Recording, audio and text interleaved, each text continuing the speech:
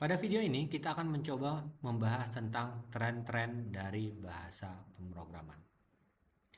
Dari sumber yang dapat kita lihat di sini, ada banyak sekali bahasa-bahasa pemrograman yang populer dan banyak diminati ya dari tahun 2002 seperti data yang saya dapatkan di sini.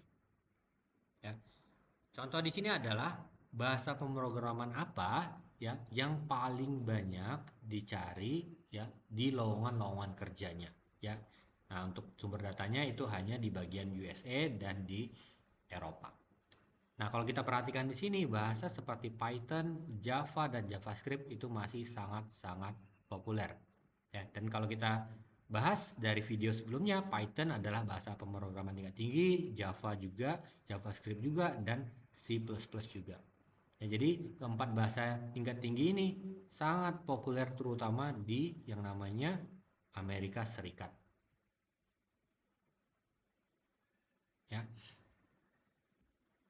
Sedangkan kalau kita melihat dari website yang memang diperuntukkan untuk para programmer ya, membantu satu sama lain dalam memecahkan permasalahan. Di sini ada website yang namanya Stack Overflow ya, dia melakukan survei dengan respondennya itu adalah developer-developer yang memang sudah tergabung di Stack Overflow. Jadi di sini dari 71 ribuan responden ya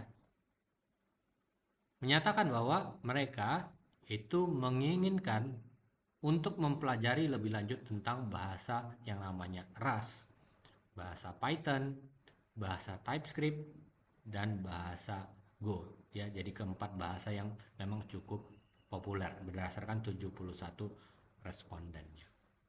Jadi mungkin ketika teman-teman ingin memutuskan untuk belajar suatu bahasa pemrograman, ya saran dari saya adalah mungkin kita bisa lihat dari trennya yang ada, mungkin bisa diupdate lagi dari tahun 2023 ataupun 2024, ya maupun kita bisa melihat dari eh, keinginan dari developer-developer yang mungkin sudah malang melintang di dunia pemrograman, ya dengan kata lain mungkin ketika mereka fokus keras pengen belajar Python, pengen belajar TypeScript, pengen belajar Go, mungkin memang keempat bahasa ini memang sangat populer, entah itu juga kaitannya dengan lowongan kerja, ya itu jadi sangat cukup populer ketika ingin langsung masuk ke bahasa pemrograman ya untuk mempelajari bahasa pemrograman lebih lanjut. Dan yang terakhir, mungkin kalau kita ingin melihat bahasa pemrograman berdasarkan tren dan kita lihat tujuan karir yang ingin teman-teman capai adalah kita bisa membaginya menjadi 6 bagian untuk sekarang. Ya, pertama kita bisa masuk ke dalam front end web development. Seperti yang kita ketahui bahwa aplikasi-aplikasi sekarang mayoritas itu masih berbasis web, ya. Terus kemudian kita bisa fokuskan ke back end web development, di mana di sini bahasanya ada JavaScript, Scala, kita bisa gunakan Python, kita bisa gunakan Go, kita bisa gunakan Ruby, kita bisa juga sebenarnya gunakan yang namanya PHP, kita bisa gunakan Java. Ya, kalau untuk front end tuh tadi ada yang namanya JavaScript, kita bisa gunakan Elm, kita bisa juga gunakan TypeScript, ya. Sedangkan kalau untuk mobile development ini juga saingan-saingannya dari web, aplikasi web zaman sekarang, ya kita bisa gunakan Swift, kita bisa gunakan Java, kita bisa gunakan Objective-C, kita bisa gunakan JavaScript, kita bisa gunakan Dart dengan framework terkenalnya itu Flutter. Mungkin ada juga yang berminat untuk di game development, kita bisa fokus ke Unity, kita bisa juga fokus ke TypeScript. Dan untuk desktop application kita bisa gunakan Scala, kita bisa juga gunakan Go, kita juga bisa gunakan Python.